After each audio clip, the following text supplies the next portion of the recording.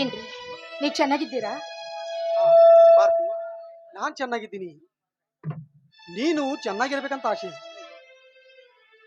ನೋಡಿ, ದಯವಿಟ್ಟು ಮಾತೋಶ್ರೀ ಮರ್ಯಾದೆ ನನಗೆ ಕೊಡ್ಬೇಡಿ.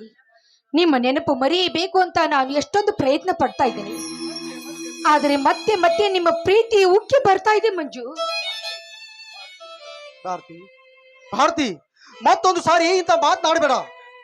ಮತ್ತೊಂದು ಸಾರಿ ಇಂಥ ಮಾತನ್ನಾಡಿದರೆ ಹೆತ್ತ ತಾಯಿಯ ಮಗನನ್ನು ಕಾಮದೃಷ್ಟಿಯಿಂದ ನೋಡುತ್ತಿದ್ದಾಳೆ ಅಂತ ಜನ ಆಡ್ಕೊಳ್ತಾರೆ. ನೋಡು, ನಾನು ಎಷ್ಟಾದ್ರೂ ನಿನ್ನನ್ನ ತಾಯಿ ಅಂತ ಭಾವಿಸಿದ್ದೀನಮ್ಮ, ತಾಯಿ ಅಂತ ಭಾವಿಸಿದ್ದೀನಿ. ಈ ನಿಮ್ಮ ಪ್ರೀತಿ, ಈ ನಿಮ್ಮ ತ್ಯಾಗ, ಈ ನಿಮ್ಮ ಮನೋಭಾವನೆಯನ್ನು ನಾನು ಯಾವ ಕಾಲಕ್ಕೂ ಮರೆಯುವುದಿಲ್ಲ. ನಾನು ನಿನಗೆ ಅಂತ ತ್ಯಾಗ ಏನು ಮಾಡಿನಮ್ಮ, ಏನು ಮಾಡಿನು? ಪ್ರೀತಿಯಿಂದ ನನ್ನ ಕೊರಳಿಗೆ ತಾಳಿ ಕಟ್ಟಿದ್ರಿ. ಪ್ರಥಮ ರಾತ್ರಿಯಲ್ಲಿ ಯುದ್ಧ ಮಾಡಲು ಹೊರಟು ಹೋದ್ರಿ. ಯುದ್ಧದಲ್ಲಿ ಸತ್ತಿದ್ದೀರಿ ಅಂತ ತಿಳಿದ ಮೇಲೆ ನಾನು ಮತ್ತೊಂದು ಮದುವೆ ಆದೆ. ಯಾವ ದಿನ ನೀವು ಹೊರಟು ಹೋಗಿದ್ರೋ ಮತ್ತೆ ನೀವು ಮರಳಿ ಬಂದ್ರಿ. ಆವಾಗ ನನ್ನ ಬದುಕೇ ಬದಲಾಗಿ ಹೋಗಿತ್ತು.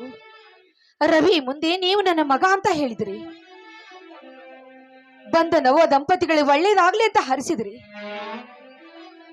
ಈ ನಿಮ್ಮ ತ್ಯಾಗದ ಮುಂದೆ ನಾನು ಬದುಕಬೇಕಾ ಮಂಜು? ಬದುಕಬೇಕಮ್ಮ, ಬದುಕಲೇಬೇಕು.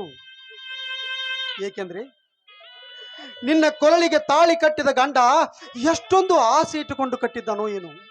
ನಾನು ಅವತ್ತು ರವಿಯ ಮುಂದೆ ನಿನ್ನ ಗಂಡ ನಾನೇ ಅಂತೂ ಹೇಳಿದ್ರೆ ರವಿಯ ಬಾಳೆ ಹಾಳಾಗುತ್ತಿತ್ತು.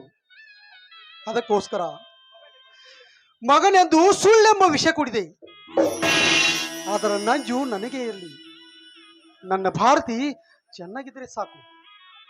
ನೋಡಿ, ನಾನು ಚೆನ್ನಾಗಿರ್ಬೇಕೆಂಬ ಆಸೆ ನಿಮಗಿದ್ರೆ ನನ್ನ ಸಂತೋಷಕ್ಕಾಗಿ ಒಂದೇ ಒಂದು ಸಲ ನೀವು ನಮ್ಮ ಮನೆಗೆ ಬಂದು ನನ್ನ ಕೈಯಾರೆ ನೀವು ಊಟ ಮಾಡಿಕೊಂಡು ಹೋಗಿ.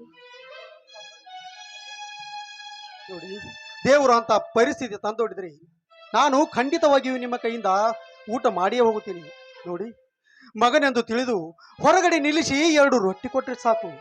ಅದನ್ನೇ ತಿಂದು ಯಾವುದಾದ್ರೂ ಗುಡಿ ಗುಂಡಾರದಲ್ಲಿ ಮಲಗಿಕೊಂಡು ಜೀವನ ಸಾಗಿಸ್ತೇನಮ್ಮ, ಜೀವನ ಸಾಗಿಸ್ತೇನೆ.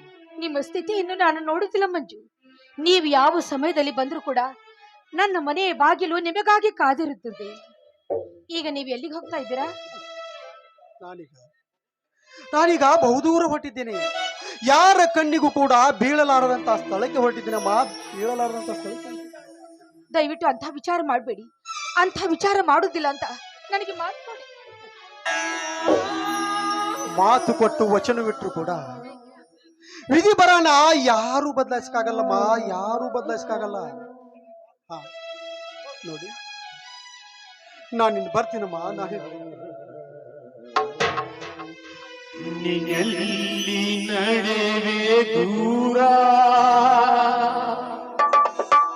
ಎಲ್ಲೆಲ್ಲೂ ಲೋಕವೇ,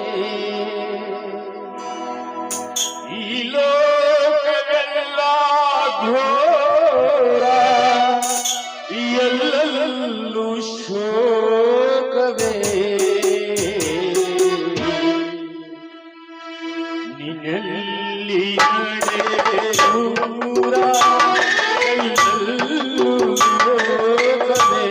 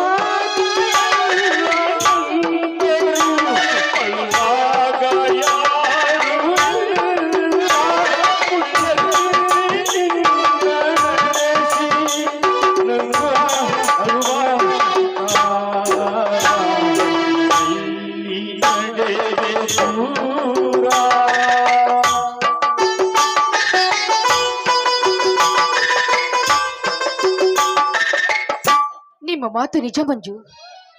ಮಾತು ಕೊಡಬಹುದು, ವಚನ ಬಿಡಬಹುದು, ನೂರ ಆಸೆಗಳನ್ನೇ ಕಟ್ಟಬಹುದು. ಆದರೆ ಅದರಿಂದೇನು ಪ್ರಯೋಜನವಿಲ್ಲ. ಒಟ್ಟಾರೆ ಹಾಲಿಗೆ ಆಸೆ ಪಟ್ಟು ತುಪ್ಪ ಕಳೆದುಕೊಂಡಂತಾಯಿತು ನನ್ನ ಜೀವನ.